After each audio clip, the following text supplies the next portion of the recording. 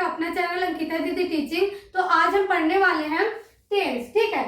तो देखो, जो टेंस है उसको मैंने पहले भी पढ़ा है, ठीक है, अपने चैनल में, लेकिन आज हम लोग टेंस को फिर से पढ़ना स्टार्ट करेंगे, ठीक है। लेकिन इसमें क्या करेंगे, जो बहुत सारे ही वीडियोस में छोटे छोटे करके हम पढ़ लेते हैं ना, तो अब इस वाले जो टेंस है उसको क्या करेंगे, सभी टेंस को हम एक साथ मिलाकर पढ़ने की कोशिश करेंगे। क्यों? क्योंकि जो हमारे एग्जाम्स है वो काफी पास है, ठीक है। और अगर हम सभी टेंस को एक एक छोटे छोटे वीडियो में करके पढ़ते रहेंगे तो क्या हो जाएगा, बहुत टाइम लग जाएगा, है ना। तो मैं क्या करूंगी, जितना भी टेंस है उसको एक ही साथ पढ़ाऊंगी, एक वीडियो में पूरा टेंस का नियम पढ़ाऊंगी, ठीक है, और नेक्स्ट वीडियो में क्वेश्चन पढ़ाऊंगी, ठीक है, क्वेश्चन को एग्जाम में कैसे सॉल्व करना है ना।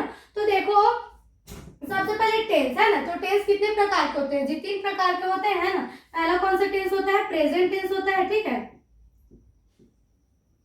Present tense. दूसरा क्या होता है जी? पास्ट टेंस होता है, ठीक है। और तीसरा क्या होता है? Future tense.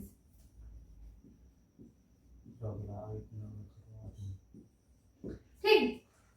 टेंस टेंस के कितने भाग होते हैं, कितने प्रकार होते हैं? 3 प्रकार होते हैं, ठीक है, प्रेजेंट टेंस, पास्ट टेंस और फ्यूचर टेंस। अब हमारे जो तीनों टेंस है उनका कितने भाग होता है? 4 भाग होता है, ठीक है। Present simple, present continuous, present perfect continuous, ठीक है। वैसे पास्ट का भी past simple, past continuous, past perfect continuous. और फ्यूचर का भी क्या होता है? Future simple, future continuous, future perfect continuous, ठीक है। तो ये जो 3 टेंस है, तीन टेंस का क्या है? 4 भाग है, ठीक है। तो इन सभी जो हमारे 4 भाग है उन सभी का नियम जो है मैं एक ही वीडियो में बता देती हूँ, ठीक है। फिर इन सभी जितने भी पार्ट्स हैं उनका क्वेश्चन नेक्स्ट वीडियो में बता दूंगी, ठीक है। अब देखो, जो हमारा सबसे पहला टेंस है वो क्या है जी? प्रेजेंट टेंस है, ठीक है। क्या कौन सा टेंस है? Present tense. तो प्रेजेंट टेंस का कितना भाग होता है? 4 भाग होता है ना। पहला कौन सा होता है? Present simple. दूसरा होता है प्रेजेंट कंटिन्यूअस। तीसरा क्या होता है? प्रेजेंट परफेक्ट होता है। और चौथा क्या होता है? प्रेजेंट परफेक्ट कंटिन्यूअस होता है, ठीक है। तो देखो, प्रेजेंट सिंपल है करके हमको कैसे पता चलेगा? यदि आपका हेल्पिंग वर्ब डू और डज दिया है तो आपका कौन सा टेंस होगा? प्रेजेंट सिंपल होगा, ठीक है। और अगर आपका हेल्पिंग वर्ब क्या है? इज, एम, आर दिख गया, अगर आपके टेंस में क्या दिख गया? इज, एम, आर दिख गया, तो कौन सा टेंस होगा? प्रेजेंट कंटिन्यूअस होगा, ठीक है। और अगर आपको हेल्पिंग वर्ब क्या दिख जाए आपके सेंटेंस में? हैव और हैज दिख जाए, आपके सेंटेंस में क्या दिख जाए जी? हैव और हैज दिख जाए, तो आपका कौन सा टेंस होगा? प्रेजेंट परफेक्ट होगा, ठीक है। और प्रेजेंट परफेक्ट कंटिन्यूअस बनाने के लिए आपको प्रेजेंट परफेक्ट कंटिन्यूअस को पहचान करने के लिए आपको सेंटेंस में क्या देखना होगा?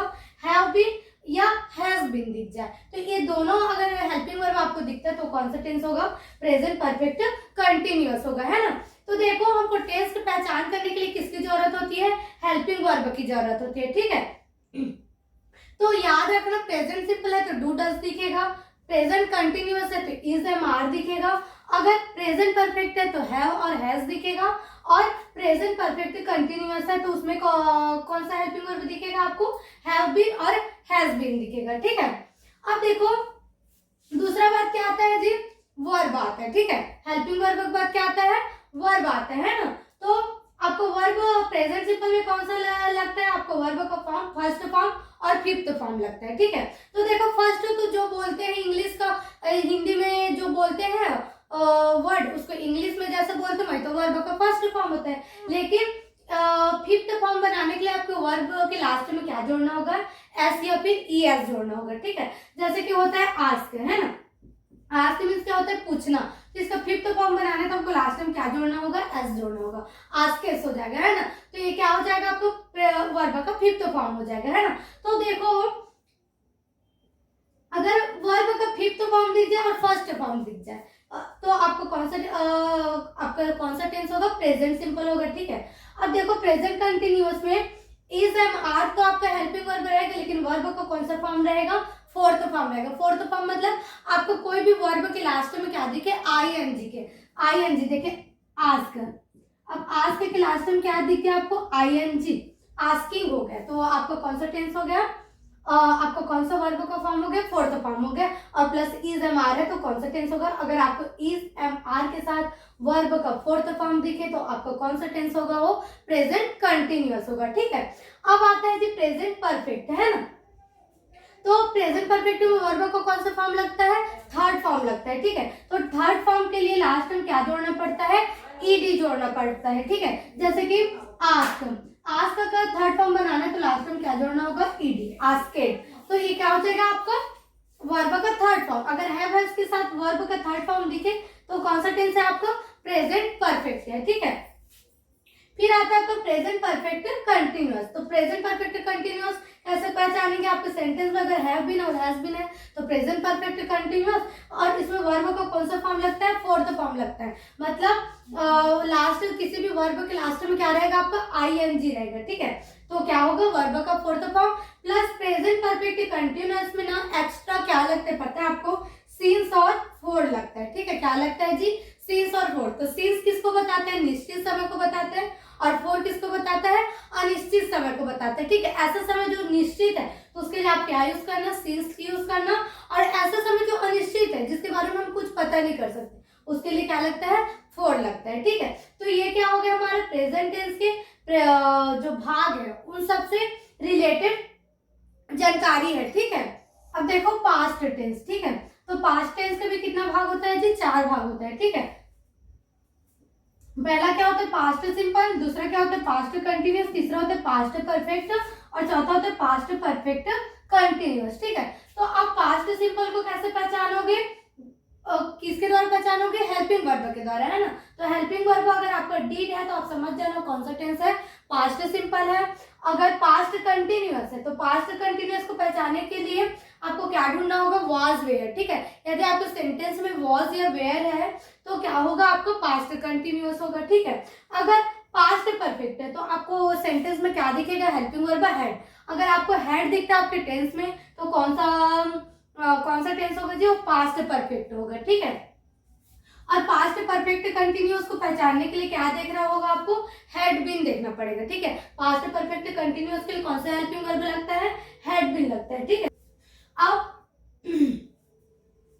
जो हमारा पास्ट सिंपल है ना, पास्ट सिंपल में वर्ब का कौन सा फॉर्म लगता है, फर्स्ट फॉर्म और सेकंड फॉर्म लगता है। ठीक है, तो सेकंड फॉर्म बनाने के लिए हमको वर्ब के लास्ट में क्या लिखना पड़ता है, ईडी लिखना पड़ता है। ठीक है, थर्ड फॉर्म और सेकंड फॉर्म को बनाने का नियम एक ही है, मतलब दोनों का एक ही रहता है, ईडी लगाना रहता है लास्ट में। ठीक है, और वर्ब का फर्स्ट फॉर्म तो जो रहता है वही रहता है ना वो, और पास्ट कंटिन्यूअस में वॉज वेयर के साथ वर्ब का कौन सा फॉर्म लगा रहता है, फोर्थ फॉर्म लगा रहता है। मतलब कोई भी वर्ब के लास्ट में आईएनजी दिखा मतलब समझ जाना कि वो कौन सा टेंस है आपको, क्या बोलते हैं, सॉरी कौन सा टेंस नहीं, कौन सा वर्ब है आपका, वर्ब का फोर्थ फॉर्म में करके, है ना। अब फिर जो पास्ट परफेक्ट है उसमें वर्ब का कौन सा फॉर्म यूज होता है, थर्ड फॉर्म यूज होता है। मतलब कोई भी वर्ब के लास्ट में अगर आपको ईडी दिखता है तो वर्ब का थर्ड फॉर्म होगा, प्लस अगर हैड हो गया, हैड प्लस वर्ब का थर्ड फॉर्म है तो आपका कौन सा टेंस होगा, वो पास्ट परफेक्ट होगा। ठीक है, और पास्ट परफेक्ट कंटिन्यूअस को पहचानने के लिए तो हैड बीन हो गई, हैड बीन के साथ आपके वर्ब के साथ कौन सा फॉर्म लगा होगा, फोर्थ फॉर्म लगा होगा। ठीक है, आईएनजी मतलब वर्ब के लास्ट में आईएनजी है मतलब वर्ब का कौन सा फॉर्म बन गया, वो फोर्थ फॉर्म बन गया। ठीक है, और एक्स्ट्रा हमेशा परफेक्ट कंटिन्यूअस में एक्स्ट्रा क्या लगाया जाता है जी, सीन्स और फोर। जैसे कि निश्चित समय उसको बताने के लिए सीन्स लगाया जाएगा, और जो अनिश्चित समय उसको बताने के लिए क्या लगाया जाएगा, फोर लगाया जाएगा। ठीक है, तो ये हो गया इसका जो पास्ट टेंस है उससे रिलेटेड जानकारी हो गई। ठीक है, अब फ्यूचर के देखते हैं, फ्यूचर के लिए क्या क्या चीज, कौन कौन से हेल्पिंग वर्ब यूज होते हैं और कौन कौन सा वर्ब का फॉर्म यूज होता है। ठीक है, अब देखो फ्यूचर टेंस है ना, तो फ्यूचर टेंस का भी कितना भाग होता है, 4 भाग होता है। पहला क्या है जी, फ्यूचर सिंपल, दूसरा होता है फ्यूचर कंटिन्यूअस, और तीसरा होता है फ्यूचर परफेक्ट, और चौथा होता है फ्यूचर परफेक्ट कंटिन्यूअस। ठीक है, तो फ्यूचर सबसे पहले क्या है, फ्यूचर सिंपल। तो फ्यूचर सिंपल का हेल्पिंग वर्ब क्या होता है, मतलब फ्यूचर सिंपल को पहचानोगे कैसे, अगर आपको सेल और व्हील दिखता है, क्या दिखता है जी, केवल सेल और व्हील दिखता है तो आपको कौन सा टेंस होगा, फ्यूचर सिंपल होगा। ठीक है, अगर आपको हेल्पिंग वर्ब क्या दिखता है, सेल के साथ बी और व्हील के साथ भी बी दिखता है, सेल और व्हील के साथ अगर एक्स्ट्रा आपको बी दिखता है तो आपको कौन सा टेंस होगा, फ्यूचर कंटिन्यूअस होगा। ठीक है, अब तीसरा क्या है, फ्यूचर परफेक्ट। तो आपको सेल और विल के साथ अगर हैव अलग मतलब एक्स्ट्रा दिखता है, सेल और विल के साथ यदि आपको हैव एक्स्ट्रा दिखता है तो कौन सा टेंस होगा, प्रेजेंट सॉरी फ्यूचर परफेक्ट होगा, ठीक है। फिर आता है फ्यूचर परफेक्ट कंटिन्यूअस। तो इसमें इसको कैसे पहचानोगे, सेल के साथ हैव बीन और विल के साथ हैव बीन। अगर आपको shall have been will have been दिखता है तो आपको कौन सा टेंस होगा, वो फ्यूचर परफेक्ट कंटिन्यूअस होगा, ठीक है। अब देखो उसके बाद वर्ब है ना, तो देखो फ्यूचर सिंपल में ना जितना भी फ्यूचर सिंपल बनेगा, चाहे अफर्मेटिव हो, नेगेटिव हो, इंट्रोगेटिव हो, इंट्रो नेगेटिव हो, सबके साथ वर्ब का कौन सा फॉर्म लगेगा, फर्स्ट फॉर्म लगेगा, ठीक है। फिर उसके बाद आता है फ्यूचर कंटिन्यूअस। फ्यूचर कंटिन्यूअस में कौन सा फॉर्म लगता है, वर्ब का फोर्थ फॉर्म लगता है, ठीक है। मतलब वर्ब के लास्ट में क्या लगा रहता है, एक्स्ट्रा आईएनजी लगा रहता है, ठीक है। फिर उसके बाद आता है फ्यूचर परफेक्ट। तो फ्यूचर परफेक्ट के साथ एक्स्ट्रा क्या लगता है, सॉरी वर्ब का कौन सा फॉर्म लगता है, थर्ड फॉर्म लगता है, ठीक है। मतलब लास्ट में थर्ड फॉर्म है, मतलब लास्ट में क्या लगाना पड़ता है, आपको ईडी लगाना पड़ता है, ठीक है। और कई तो वर्ब ऐसे होते हैं जिसके लास्ट में ईडी नहीं लगता, बल्कि उनको क्या करना पड़ता है, याद करना पड़ता है, ठीक है। अब आता है फ्यूचर परफेक्ट कंटिन्यूअस। तो फ्यूचर परफेक्ट कंटिन्यूअस में वर्ब का कौन सा फॉर्म लगता है, फोर्थ फॉर्म लगता है। मतलब लास्ट में क्या दिखेगा आपको, आईएनजी दिखेगा। मतलब सेल विल के साथ वर्ब का फर्स्ट फॉर्म दिखे तो वो फ्यूचर सिंपल, अगर सेल भी विल भी है और वर्ब का कौन सा फॉर्म दिखे, फोर्थ फॉर्म दिखे तो फ्यूचर कंटिन्यूअस। फ्यूचर परफेक्ट में सेल है विल है के साथ वर्ब का कौन सा फॉर्म दिखे, थर्ड फॉर्म दिखे, तो कौन सा टेंस होगा आपका, फ्यूचर परफेक्ट होगा, ठीक है। और फ्यूचर परफेक्ट कंटिन्यूअस में shall have been will have been के साथ आपको अगर वर्ब का फोर्थ फॉर्म दिखता है, आईएनजी दिखता है, तो आपको कौन सा टेंस होगा, वो फ्यूचर परफेक्ट कंटिन्यूअस होगा, ठीक है। अब देखो टेंस से सेंटेंस बनाने का सूत्र, ठीक है। अब टेंस कितने प्रकार के होते हैं, 3 प्रकार के होते हैं, उनके 4 भाग होते हैं, ठीक है। अब जो 4 भाग है ना, उनसे कितना टाइप का सेंटेंस बनता है, 4 टाइप का सेंटेंस बनता है, ठीक है। हर एक भाग का कितने प्रकार का सेंटेंस बनेगा, 4 प्रकार का सेंटेंस बनेगा, ठीक है। पहला सेंटेंस क्या होता है, अफर्मेटिव सेंटेंस होता है। अफर्मेटिव मतलब सकारात्मक वाक्य होता है, ठीक है। ऐसा वाक्य जिसमें क्या और नहीं शब्द नहीं आता, ठीक है। हिंदी में हम ऐसा पहचानेंगे सकारात्मक वाक्य को, है ना। और इंग्लिश में ऐसा पहचानना कि मतलब जिसमें नॉट नहीं है, ना हेल्पिंग वर्ब सामने नहीं है, वो जिसमें नॉट और हेल्पिंग वर्ब सामने नहीं है वो कौन सा सेंटेंस होता है, आपको अफर्मेटिव सेंटेंस होता है, ठीक है। फिर दूसरा सेंटेंस क्या होता है, नेगेटिव सेंटेंस। मतलब ऐसा सेंटेंस जिसमें नॉट वर्ड आ गया, नॉट आया, मतलब वो कौन सा सेंटेंस हो गया, नेगेटिव सेंटेंस हो गया, ठीक है। अब इंट्रोगेटिव सेंटेंस में क्या होता है, जो हमारा हेल्पिंग वर्ब होता है, ठीक है। हमारा जो भी टेंस है उसका हेल्पिंग वर्ब कहाँ लगे रहेगा, सेंटेंस के सबसे पहले लगे रहेगा, सबसे सामने में अगर आपका हेल्पिंग वर्ब है तो कौन सा सेंटेंस कहलाएगा, आपका इंट्रोगेटिव सेंटेंस कहलाएगा, ठीक है। और फिर चौथा सेंटेंस क्या होता है, इंट्रोनेगेटिव सेंटेंस होता है, जिसमें क्या होता है पता है आपको, आपके क्वेश्चन के सबसे पहले क्या होगा, हेल्पिंग वर्ब होगा, ठीक है। फिर हेल्पिंग वर्ब प्लस सब्जेक्ट के बाद क्या लगा रहता है, नॉट लगा रहता है, तो कौन सा सेंटेंस होता है, इंट्रोनेगेटिव सेंटेंस होता है, ठीक है। अब देखो हमें पता तो चल गया कि सेंटेंस कितने प्रकार के होते हैं, 4 प्रकार के होते हैं, ठीक है। Affirmative sentence, negative sentence, interrogative sentence और इंट्रोनेगेटिव सेंटेंस का क्या है ना। तो सबसे पहले अफर्मेटिव सेंटेंस है ना, तो जो प्रेजेंट सिंपल है और पास्ट सिंपल है और फ्यूचर सिंपल है ना, तो उसका बस जो अफर्मेटिव का सूत्र है ना उसमें चेंजेस रहता है, ठीक है। फिर बाकी जितने भी टेंस है, प्रेजेंट कंटिन्यूअस हो, पास्ट कंटिन्यूअस हो या फ्यूचर कंटिन्यूअस हो या परफेक्ट हो, किसी भी का अफर्मेटिव सूत्र बनाओगे तो सबका फॉर्मूला सेम रहेगा। लेकिन जो हमारा प्रेजेंट सिंपल का अफर्मेटिव है और पास्ट सिंपल का अफर्मेटिव है और फ्यूचर सिंपल का अफर्मेटिव है, उसका सूत्र बस क्या होता है, अलग होता है, फिर बाकी सबका क्या होता है, सेम होता है, ठीक है। तो देखो प्रेजेंट सिंपल के अफर्मेटिव का सूत्र क्या होता है, देखो सबसे पहले सब्जेक्ट आता है प्रेजेंट सिंपल का अफर्मेटिव में, और इसमें जो हेल्पिंग वर्ब होता है ना वो नहीं लगता, ठीक है। हमेशा याद रखना जो प्रेजेंट सिंपल का अफर्मेटिव सेंटेंस रहता है उसमें क्या नहीं लगता, हेल्पिंग वर्ब नहीं लगता है, ठीक है। सीधा उसमें हेल्पिंग वर्ब न लग के क्या लगता है, वर्ब का पहला फॉर्म लगता है या तो 5वां फॉर्म लगता है, ठीक है। 5वां बोले तो एस या ई एस लगाना पड़ता है वर्ब के लास्ट में, ठीक है। तो इसमें हेल्पिंग वर्ब नहीं लगता और वर्ब का कौन सा फॉर्म लगता है, पहला और 5वां फॉर्म, ठीक है। फिर उसके बाद क्या आता है, ऑब्जेक्ट आता है, ठीक है। फिर क्या आता है जी, ऑब्जेक्ट आता है। तो यही आप लोग समझ लीजिए जो हमारा I, you, we, they, he she it name, ये क्या है हम लोग का सब्जेक्ट है, ठीक है। तो अब इसमें हेल्पिंग वर्ब तो लगता नहीं है, डू डस लगता नहीं है अफर्मेटिव में, है ना। तो क्या लगता है, वर्ब पहले पांचों रूप। तो अगर आपके अफर्मेटिव में आई यू वी दिए रहे, आई यू वी और दे रहे, तो आपको कौन सा है, कौन सा वर्ब का फॉर्म लगाना है, वर्ब का फर्स्ट फॉर्म लगाना है। क्या लगाना है जी, फर्स्ट फॉर्म लगाना है। अगर ही सी इट नेम रहे तो वर्ब का कौन सा फॉर्म लगाना है, फिफ्थ फॉर्म लगाना है, ठीक है। कौन सा फॉर्म लगाना है जी, फिफ्थ फॉर्म। तो समझ में आया, अफर्मेटिव प्रेजेंट सिंपल के अफर्मेटिव में हेल्पिंग वर्ब नहीं लगता है, ठीक है। लेकिन उसमें वर्ब का पहला और पांचवा रूप लगता है, और उसमें भी ये याद रखना, आई यू वी दे रहेगा तो उसके साथ वर्ब का फर्स्ट फॉर्म लगेगा, और ही सी इट नेम रहेगा तो वर्ब का फिफ्थ फॉर्म रहेगा।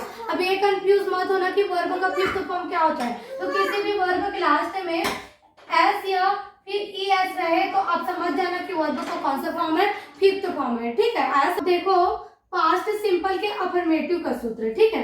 अब पास्ट सिंपल के अफर्मेटिव का सूत्र क्या हो जाता है जी, सबसे पहले इसमें भी क्या आएगा, सब्जेक्ट आएगा। फिर जो हमारा पास्ट सिंपल का अफर्मेटिव होता है ना, उसमें भी जो हेल्पिंग वर्ब होता है वो नहीं लगता है, ठीक है। यही ना दोनों एग्जाम में बहुत कंफ्यूज करते हैं, ठीक है। जो प्रेजेंट सिंपल है और पास्ट सिंपल है ना, इसमें एक तो हेल्पिंग वर्ब लगता नहीं है पहचान करने के लिए कि कौन सा टेंस है, इसको जानने के लिए। फिर क्या होता है, जो वर्ब का फॉर्म रहता है उसको पहचाना जाता है, ठीक है। तो यही दोनों को सबसे ज्यादा पूछा जाता है एग्जाम में। इसी से रिलेटेड आपके जितने भी ग्रामर रहेंगे ना, उसमें सबसे ज्यादा ये प्रेजेंट सिंपल होता है तो पास्ट सिंपल होता है, तो इसको ध्यान से समझ लेगा, ठीक है। तो देखो, पास्ट सिंपल का अफर्मेटिव में भी हेल्पिंग वर्ब नहीं लगता है। आपको इसमें हेल्पिंग वर्ब ना लग के क्या लगता है, सीधा वर्ब का सेकंड फॉर्म लगता है, ठीक है। ये हमेशा याद रखना, पास्ट सिंपल के अफर्मेटिव में हेल्पिंग वर्ब नहीं लगता, बल्कि सीधा क्या लगता है, वर्ब का सेकंड फॉर्म लगता है। फिर आपका क्या आता है, ऑब्जेक्ट आता है, ठीक है। जैसे प्रेजेंट सिंपल में तो वर्ब का फर्स्ट और फिफ्थ लगता है, लेकिन जो पास्ट रहता है उसमें केवल क्या लगता है, सेकंड फॉर्म लगता है, ठीक है। तो यहाँ देखो, आपका सब्जेक्ट आई रहे, यू रहे, वी रहे, दे, ही, सी, इट नेम, कुछ भी रहे, ठीक है। मतलब आपका जो 8 सब्जेक्ट है ना, 8 में से कोई भी सब्जेक्ट रहे, आपको वर्ब का कौन सा फॉर्म लगाना है, सेकेंड फॉर्म लगाना है, ठीक है जी। कौन सा लगाना है जी, सेकेंड फॉर्म। और सेकेंड फॉर्म बनाने के लिए वर्ब के लास्ट में क्या लिखना पड़ता है, ईडी लिखना पड़ता है, ठीक है जी। क्या लिखना पड़ता है जी, ईडी। तो आप समझ जाना, अगर किसी भी वर्ब के लास्ट में ईडी दिया है और हेल्पिंग वर्ब नहीं दिया है तो आपको कौन सा टेंस होगा, वो पास्ट सिंपल होगा, ठीक है। और अगर आपको हेल्पिंग वर्ब नहीं दिया है लेकिन आपके वर्ब पहला फॉर्म में है या तो फिफ्थ फॉर्म में है, ऐसे ई एस के साथ है और हेल्पिंग वर्ब नहीं है, तो प्रेजेंट सिंपल होता है, ठीक है। और आपको पास्ट सिंपल में याद रखना, सभी सब्जेक्ट के साथ वर्ब का सेकंड फॉर्म लगता है। और सेकंड फॉर्म क्या होता है, लास्ट में वर्ब के लास्ट में क्या लगाना पड़ता है, आपको ईडी लगाना पड़ता है, ठीक है। तो ये तो हो गया हमारा पास्ट सिंपल का सूत्र, है ना। फिर आता है हमारा फ्यूचर सिंपल का सूत्र, है ना। तो फ्यूचर सिंपल का सूत्र क्या होता है, ये सूत्र से ना आपके जितना भी अफर्मेटिव सेंटेंस होता है वो सब बन जाता है, ठीक है। तो देखो, इसका सूत्र क्या होता है, सब्जेक्ट और जो फ्यूचर सिंपल का अफर्मेटिव होता है ना, उसमें हेल्पिंग वर्ब आता है। और जो आपका यही वाला जो क्या है, सूत्र है, आपके जितने भी टेंस के अफर्मेटिव सेंटेंस बनते हैं वो इसी सूत्र से बनता है, ठीक है। सभी अफर्मेटिव सेंटेंस में केवल प्रेजेंट और पास्ट को छोड़ के जितने भी आपके टेंस बनते हैं उसका अफर्मेटिव का सूत्र क्या होता है, सब्जेक्ट होता है, फिर क्या होता है, हेल्पिंग वर्ब होता है, फिर क्या होता है, वर्ब होता है। वर्ब का फॉर्म बदल जाता है, जब आपका जैसा जैसा टेंस रहेगा उसके अकॉर्डिंग वर्ब का फॉर्म बदलेगा, लेकिन आपको हमेशा सबसे पहले सब्जेक्ट ही लिखना होगा, फिर सेकंड में क्या लिखना होगा, हेल्पिंग वर्ब लिखना होगा, और थर्ड में क्या लिखना होगा, वर्ब लिखना होगा, ठीक है। फिर क्या आता है, आपको ऑब्जेक्ट आता है। तो ये आपको फ्यूचर सिंपल का जो अफर्मेटिव का सूत्र है ना, वो सभी प्रेजेंट और पास्ट को छोड़ने के बाद जितने भी टेंस बनते हैं ना, वो सभी के में लागू हो जाता है, ठीक है। तो आया समझ में अफर्मेटिव सेंटेंस का सूत्र, ठीक है। सभी प्रकार के टेंस का नेगेटिव सेंटेंस का सूत्र, ठीक है। हमारे देखो, टेंस कितने प्रकार के होते हैं, 3 प्रकार के होते हैं, ठीक है। और उनका कितना सेंटेंस बनता है, 12 कितना भाग बनता है, 12 भाग बनता है, ठीक है। सभी टेंस का 4-4 भाग होता है, तो टोटल कितना होता है, 12। तो जो जितने भी 12 भाग है ना, सभी का अफर्मेटिव सेंटेंस नेगेटिव सेंटेंस बनेगा। तो नेगेटिव सेंटेंस के लिए हमेशा यही सूत्र ही क्या होगा, लागू होगा। ठीक है, पहले सब्जेक्ट आएगा, फिर दूसरा में क्या आएगा, हेल्पिंग वर्ब। हेल्पिंग वर्ब पर हमेशा आपको क्या लगाना होगा, नॉट लगाना होगा। फिर क्या लगाना होगा आपको, नॉट के बाद वर्ब लगाना होगा। फिर क्या लगाना होगा आपको, ऑब्जेक्ट लगाना होगा, है ना। तो मतलब हमारे नेगेटिव सेंटेंस का सूत्र मतलब नेगेटिव सेंटेंस का सूत्र 12 भाग है हमारे टेंस का। तो सभी के लिए ये केवल एक ही सूत्र नेगेटिव के लिए काम करेगा। ठीक है, अब देखो सभी प्रकार के टेंस का इंट्रोगेटिव सेंटेंस का सूत्र। ठीक है, मतलब हमारे जितने भी प्रकार के टेंस है, 3 प्रकार के टेंस है, और 3 प्रकार के टेंस का कितना भाग है, 12 भाग है। तो सभी में क्या बनेगा, इंट्रोगेटिव सेंटेंस बनेगा। ठीक है, तो इंट्रोगेटिव सेंटेंस के लिए केवल यही सूत्र लागू होगा। हमेशा याद रखना, जो इंट्रोगेटिव सेंटेंस बनता है ना, उसमें जो हेल्पिंग वर्ब रहता है वो कहाँ आता है, सामने आता है। ठीक है, हेल्पिंग वर्ब सबसे पहले लगा है, मतलब समझ जाना कौन सा सेंटेंस है, इंट्रोगेटिव सेंटेंस है। ठीक है, फिर हेल्पिंग वर्ब के बाद क्या आता है आपका, सब्जेक्ट आता है, और सब्जेक्ट के बाद क्या आएगा आपका, वर्ब आएगा, और वर्ब के बाद क्या आएगा आपका, ऑब्जेक्ट आएगा। ठीक है, तो ये क्या हो गया आपके इंट्रोगेटिव सेंटेंस का सूत्र, और सभी टेंस के सभी भाग के इंट्रोगेटिव सेंटेंस का सूत्र यही होगा। ठीक है, अब देखो सभी प्रकार के टेंस का इंट्रोनेगेटिव सेंटेंस का सूत्र। ठीक है, मतलब जितने भी टेंस है उसके इंट्रोनेगेटिव सेंटेंस का सूत्र क्या होगा, सबसे पहले हेल्पिंग वर्ब आएगा।